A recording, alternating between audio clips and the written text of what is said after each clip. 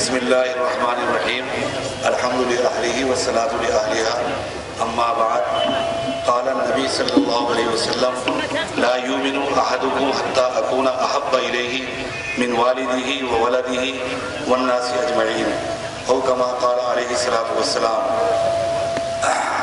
حضرات علماء کرام اور سامعین اعظام، یہ صبح سے اس عظیم الشان کانفرنس کا یہاں انعقاد ہے اور موضوع سے متعلق آپ نے تفصیلات حضرات علماء کرام کی زبانی سنی، لیکن ابھی تک موسم کی شدت اور سختی کے باوجود یہاں پر آپ کی موجودگی، اپنے دین سے وابستگی، اسلام سے وابستگی، جناب نبی کریم صلی اللہ علیہ وسلم کی ذات گرامی سے شیفتگی و وابستگی کا واضح ثبوت ہے۔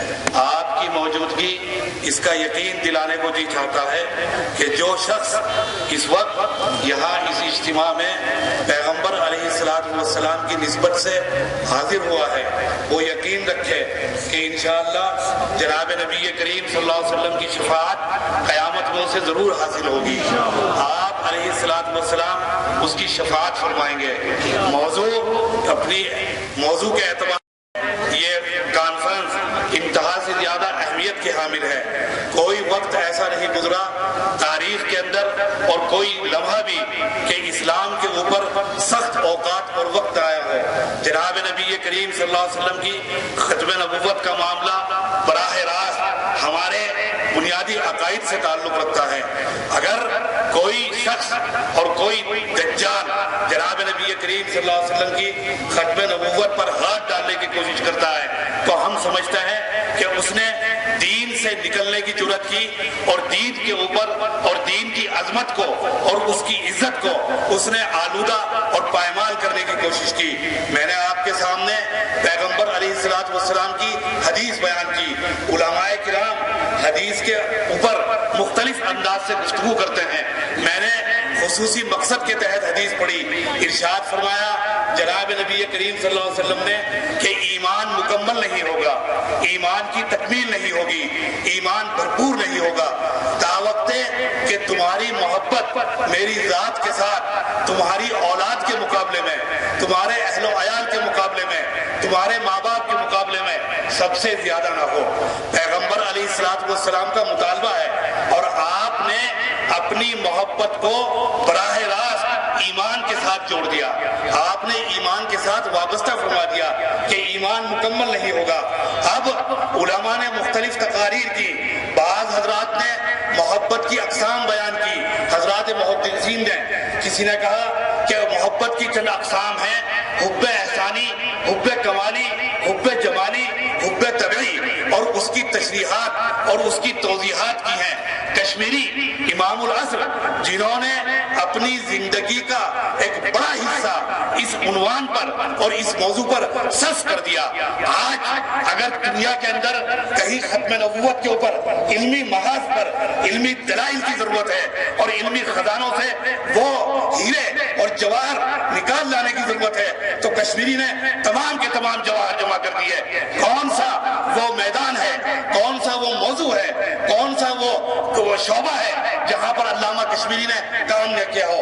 مقدمات کے اندر بھاولپور پہنچے ہیں مقدمہ لڑنے کے لیے، اس وقت جبکہ ان کی صحت جواب دے رہی تھی۔ جس وقت بھاولپور میں پہنچے دریافت کیا کہ یہ مجمع کیوں ہے، شاگردوں نے کہا کہ حضرت آپ کی زیارت کے لیے۔ فرمایا ہمارے اندر کوئی خاص بات نہیں جو ہماری زیارت ہو، زیارت تو اللہ والے کی ہوتی ہے۔ ہم تو یہاں جناب نبی کریم صلی اللہ علیہ وسلم کی ختم نبوت کے محافظ کی حیثیت سے حاضر ہوئے ہیں۔ تمام وہاں پر موجود لوگوں نے کہا کہ حضرت آپ کی آمد ہی سب سے بڑی خوشی اور برکت کی بات ہے۔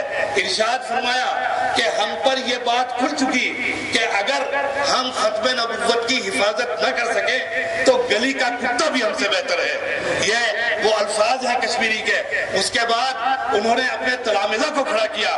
حضرت مولانا یوسف بنوری مجاہد ملت، مولانا حفظ الرحمان سہواروی، اسی طریقے پر امیر شریعت حضرت مولانا عطا اللہ شاہ بخاری اور ایک پوری جماعت اس محاذ کے اوپر انہوں نے لگا دی۔ اپنے قلم سے انہوں نے تمام وہ اشکالات، تمام برائیاں، تمام وہ مکاریاں اور تمام وہ فریب کاریاں جو قادیانی نے پھیلائی تھی، ان کا جواب لکھنے کے لیے انہوں نے اپنے قلم کو حرکت میں لائے اور کتابیں تصانیف کی اور تمام وہ دلائل فراہم کر دیے جن کی ضرورت پیش آ سکتی تھی، ہمارے لیے سہولتیں فراہم کر دی، ہمارے لیے آسانیاں فراہم کر دی۔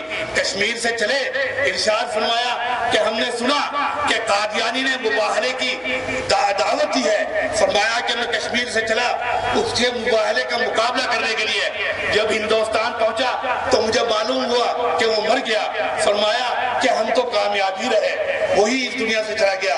بہرحال یہ ایک عظیم الشان تو کشمیری نے اس حدیث کے اوپر کلام کرتے ہوئے کہا کہ پیغمبر سے تعلق، پیغمبر سے محبت آپ کے جمال کی وجہ سے بھی ہو، آپ کے کمال کی وجہ سے بھی ہو، آپ کے احسان کی وجہ سے بھی ہو اور تمام، لیکن فرمایا کہ اس کے علاوہ بھی اگر پیغمبر میں یہ خصوصیات نہ بھی ہوتی تو آپ کی ذات سے محبت ایمان کا تقاضا تھا۔ آپ نے ارشاد فرمایا کہ میری ذات سے محبت ہوگی اور اپنی اولاد سے زیادہ ہونی چاہیے، اپنے ماں باپ سے زیادہ ہونی چاہیے تو ایمان تب مکمل ہوگا۔ آپ سے محبت کا طریقہ کیا ہے؟ تمام حضرات علماء یہاں بیان کر رہے ہیں، صبح سے مرض کی تشخیص کر دی، بیان کر دیا کہ عقیدہ ختم نبوت کو نہ ماننے والا مریض ہے، بیمار ہے، اور ایک تشخیص کے ساتھ اور سب نے تفسیرات بیان کی اور ختم نبوت کے عقیدے کی اہمیت بیان کی، لیکن ہم اپنے ختم نبوت کے عقیدے کی حفاظت کیا کریں؟ علاج کیا ہے؟ پرہیز کیا ہے؟ کیا وہ طریقہ کار ہے جس سے ہم اپنے عقیدے کی حفاظت کر سکیں؟ سنیے، اور جس انداز سے جو میں ایک مثال کے ساتھ ہمارے دارالعلوم دیوبند میں کتب عالم حضرت مولانا رشید احمد صاحب گنگوئی گزرے ہیں۔ دارالعلوم دیوبند جو ایک مکتبہ فکر ہے، ایک نظریہ ہے، ایک اسکول آف تھاٹ ہے، اس کے بانی ہیں حضرت مولانا رشید احمد صاحب گنگوئی۔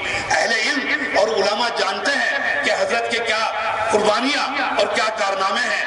حضرت سے ایک موقع پر ایک پٹھان بیعت ہو گئے، حضرت سے مرید ہو گئے، جب مرید ہو گئے اور وابستہ، ان کے ظاہر میں کوئی تبدیلی نہیں آئی۔ وہ خان صاحب لباس اختیار کرتے تھے، پائجامہ پہنتے تھے چست، نہایت ہی ٹائٹ پائجامہ، اپنی مونچھیں رکھ رکھی تھی بہت موٹی موٹی، ان کو تول دیتے اور اپنے داڑھی کے دو حصے کرتے، ایک حصہ ادھر چڑھاتے ایک حصہ ادھر چڑھاتے۔ جب حضرت سے بیعت ہو گئے، دوسرے مریدوں نے کہا خان صاحب سے کہ خان صاحب آپ کا حلیہ، خان صاحب آپ کی وضاحت، آپ کا طور و طریق مناسب نہیں ہے۔ اب حضرت کے دامن سے آپ وابستہ ہو گئے، اپنے ظاہر میں تبدیلی لائیے، اپنا لباس بدلیے، اپنا انداز بدلیے، اپنی وضاحت کو تبدیل کیجیے۔ خان صاحب ادھر سے سنتے اور ادھر سے نکال دیتے۔ کئی سال ہو گئے، 2 سال کا عرصہ گزر گیا۔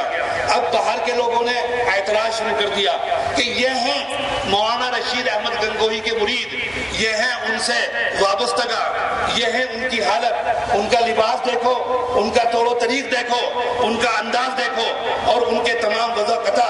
جب اعتراضات زیادہ ہوئے تو مریدین نے براہ راست حضرت گنگوہی سے کہا کہ حضرت یہ خان صاحب آپ سے بیعت ہو گئے، ان کے حلیے میں کوئی تبدیلی نہیں، ان کے لباس میں کوئی تبدیلی نہیں، ان کے انداز میں۔ ہم نے ان کو بہت سمجھایا، آپ ان کے شیخ ہیں، آپ ان کو حکم کیجئے، آپ ان کو سمجھائیے کہ یہ اپنے لباس میں تبدیلی کریں۔ باہر لوگ معترض ہیں، مریدین کی بھی حضرت نے سنا اور سننے کے بعد ادھر سے 1.5-2 سال حضرت نے گزار دیے۔ ایک روز جمعہ کے دن اچانک حضرت گنگوہی نے ان خان صاحب کو بلایا اور دریافت کیا کہ خان صاحب یہ جو لباس آپ پہنتے ہیں کوئی اور لباس زائد ہے؟ خان صاحب نے کہا کہ ہے۔ فرمایا حضرت نے کہ لے آؤ، ایک جوڑا ہمیں دے دو۔ خان صاحب نے کہا کہ حضرت کیا کریں گے؟ فرمایا کہ میاں پوچھو مت، جو کچھ کہا جا رہا ہے وہ کرو۔ کہا حضرت اگر بتا دیں تو کوئی مذائقہ اگر نہ ہو، اگر اس کی تفصیل۔ فرمایا کہ خان صاحب ہم پہنیں گے، اور فرمایا کہ ہم سے داڑھی چڑھانا نہیں آتی، آپ ہماری جمعہ کا غسل ہم کریں گے، غسل کے بعد ہماری داڑھی چڑھا دیں۔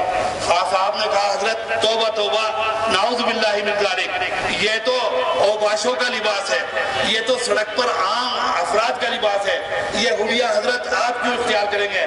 فرمایا سننے کی بات ہے، پورے واقعے کی جان فرمایا گنگوہی نے کہ خاص صاحب ہمیں آپ سے محبت ہو گئی، محبت کا تقاضا یہ تھا یا تو آپ ہمارے راستے پر آ جاتے یا ہم آپ کے راستے پر آ جائیں۔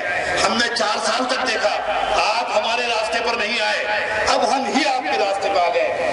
اگر جناب نبی کریم صلی اللہ علیہ وسلم کا امتی ہونے کا دعویٰ ہے، اگر پیغمبر صلی اللہ علیہ وسلم کے امتی ہو، پیغمبر کے طور و طریق اختیار کرنے ہوں گے، پیغمبر کا اسوہ اختیار کرنا ہوگا، پیغمبر کی سنتوں کو اپنی زندگی میں داخل کرنا ہوگا، پھر کوئی طاقت، کوئی باطل قوت آپ کے اسلام کے نبوت کے قلعے کے اوپر حملہ آور ہو جائے نہ ممکنات میں سے۔ اپنا یہی علاج، اس علاج کو اپنائیے، اپنی زندگیوں میں تبدیل لائیے۔ آخری بات یہ کہ میں اس اسٹیج پر موجود تمام علماء کرام کی جانب سے، اہل دیوبند کی جانب سے، اہل حدیث حضرات کی جانب سے، اہل بریلوی حضرات کی جانب سے دعوت عام دیتا ہوں تمام قادیانیوں کو کہ جو معصومیت میں، جو ان کے تجل کی وجہ سے، جو ان کے فریب کی وجہ سے اس جان کے اندر پھنس گئے، وہ واپس اسلام کے اندر آئیں، اپنی عاقبت کو بچائیں، اپنی جنت کو بچایا جائیں، جناب نبی کریم صلی اللہ علیہ وسلم کے امتی ہونے کے اپنے اعدادے کو مستحکم اور مضبوط کریں۔ یہی نجات کا راستہ ہے، یہی کامیابی کا راستہ ہے۔ یاد رکھنا، اس عقیدے کا اپنانے والا نہ دنیا میں